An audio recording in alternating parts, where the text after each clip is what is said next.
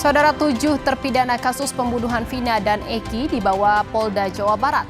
Mereka dipinjam sementara sejak Senin 19 Mei kemarin malam untuk pendalaman kasus.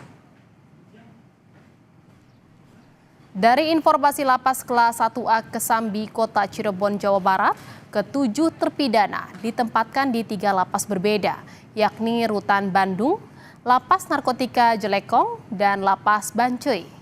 Pihak lapas menyebut mereka tiba di Lapas Kesambi pada 2 Juni 2017. Selama tinggal di lapas, mereka tidak tercatat dalam laporan atau dalam buku laporan pelanggaran disiplin atau Register F. Dan pada tahun 2022, 2023, dan 2024, petugas juga telah mengusulkan perubahan pidana pada 7 terpidana tersebut dari hukuman seumur hidup menjadi hukuman 20 tahun.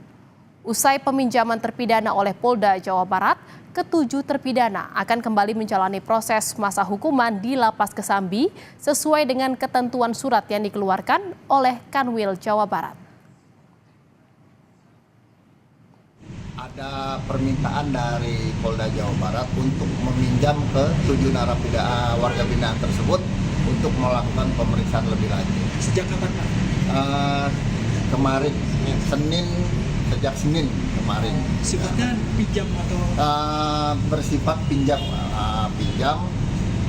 melalui surat ke Polda, melalui surat ke kantor wilayah. Saudara, 4 orang narapidana kasus pembunuhan Vina dan Eki dipindahkan sementara ke Rumah Tahanan Kelas 1 Kebonwaru, Bandung. Pemindahan para terpidana dari Lapas Cirebon dilakukan untuk kepentingan penyelidikan oleh Direktorat Reserse Kriminal Umum Polda Jawa Barat.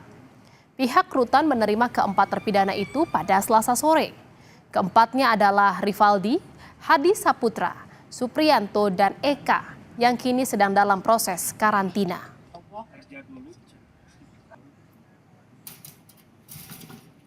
Jadi kemarin jam 18.30 kita terima narapidana dari Lapas Cirebon sebanyak 4 orang ya.